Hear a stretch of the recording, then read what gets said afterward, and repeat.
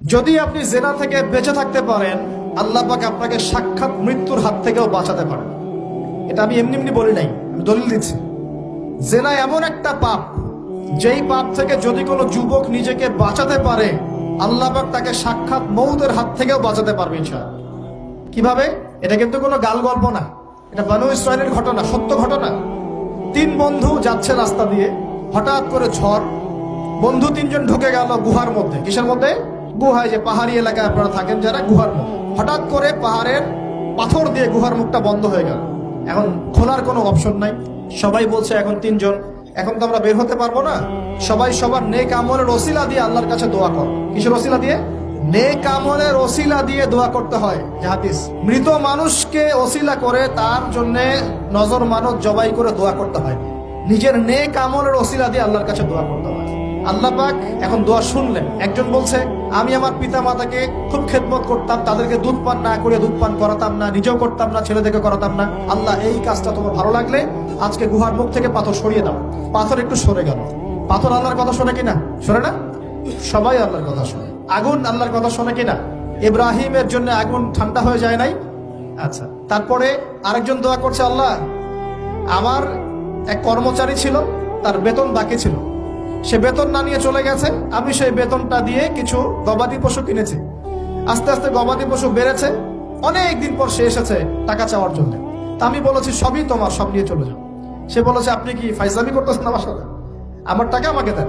না, তোমার টাকা দিয়ে আমি এটা কিনেছিলাম, আজকে বংশবৃদ্ধি হয়েছে, সব তোমার, নিয়ে যাও। সে নিয়ে গেল। সে বলছে, আল্লাহ, এই কাজ যদি তোমার সন্তুষ্টির জন্য করে থাকি, আজকে আমাকে বাঁচাও। পাথর একটু সরে গেল। এবার তৃতীয় ব্যক্তি, এই ছেলে বলছে, যুবক ছেলে, আল্লাহ, আমার একজন চাচাতো বোন ছিল। কে ছিল? এই যে বয়ফ্রেন্ড গার্লফ্রেন্ড, খালাতো বোন, চাচাতো বোন। এখন তো বিচ্ছিরি অবস্থা। এখন এমন একটা অবস্থা, পশ্চিমা সভ্যতার রিপোর্টগুলো পড়ে দেখি, ভাইও বোনের সাথে জেনা করে না। ওদের ওখানে নিজের আপন পিতার দ্বারাও মেয়ে সেক্সুয়াল হ্যারাসমেন্টের শিকার হয়। ওরা আমাদেরকে শেখায় এখন ভালো কোনটা মন্দ কোনটা। আর আমরাও আমাদের মাথাটা কবে যে বিক্রি করে দিলাম, ওদের কাছ থেকে ভালো মন্দ শিখতে হচ্ছে। কোরআন সুন্নাহ বাদ দিয়ে ওদের কাছ থেকে ভালো মন্দ শিখতে হচ্ছে। তো চাচাতো বোনকে সে খুব ভালোবাসতো, তাকে সে পেতে চাইতো, মানে তার সাথে সেক্সুয়াল সম্পর্ক করতে চাইতো, সোজা কথা বল।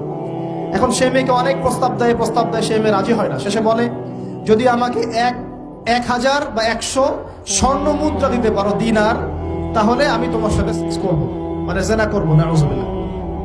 তো সেই ছেলে অনেক কষ্ট করে এই টাকাগুলো বা এই দিনারগুলো অর্জন করে, কামাই করে, দিন রাত পরিশ্রম করে, ঠিক আপনারা যেমন করছেন আর। তো এরপর সে তার স্বর্ণ মুদ্রা দেয়, দিয়ে বলে যে এখন আমাকে আমার কাজ করতে দাও।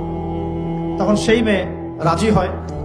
ঠিক যে মুহূর্তে তারা সেক্সুয়াল সম্পর্কটা করবে, ঠিক ওই মুহূর্তেই এই মেয়ে বলে ওঠে, হে আল্লাহর বান্দা, আল্লাহকে ভয় করো। আমি সারা জীবন আমার সতীত্বকে ধরে রেখেছি, কাউকে দেইনি। আমি কারোর সাথে এরকম অন্যায় করি নাই, আমি খারাপ মেয়ে নই, তুমি আমার ইজ্জতটা নষ্ট করো না। কে বলছে কথা? মেয়ে। ওই অবস্থা থেকে কি একটা ছেলের উঠে আসা সম্ভব? এটা কি এতটাই সহজ? এটা কিন্তু সহজ না। সত্যি কথা বলতে এই বিষয়টা কিন্তু এতটাও সহজ না। যারা অবিবাহিত তারা হয়তো বুঝতে পারবে না, বিবাহিতরা বুঝতে পারছে। তো ওই অবস্থা থেকে সেই টাকাগুলো না নিয়ে সেই স্বর্ণ মুদ্রা মেয়েকে দিয়ে ওখান থেকে সেই ছেলে উঠে আসে আল্লাহর ভয়ে। সে এখন গুহার মধ্যে আটকা পড়েছে, আল্লাহকে বলছে, আল্লাহ, ওই দিন ওই কাজ যদি তোমার সন্তুষ্টির জন্য করে থাকি, আজকে আমাকে মৃত্যুর হাত থেকে বাঁচাও।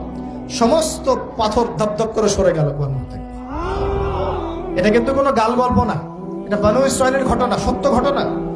এই হাদিস থেকে আমি আপনাকে দলিল দিচ্ছি যে যদি জেনার মতো পাপ থেকে আমি সরে আসতে পারি, সাক্ষাৎ মৌত থেকে আল্লাহ বাঁচাতে পারে।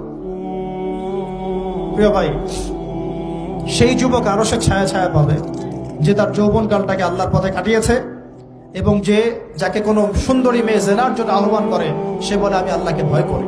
আমরা তওবা করি, আমরা কোনো প্রকার জেনার পাবে যাবো না ইনশাআল্লাহ। যদি হারাম কোনো সম্পর্ক থেকে থাকে, আজকেই এই নাম্বার ডিলিট করে ফেলতে হবে। আল্লাহ পাক তৌফিক দেন।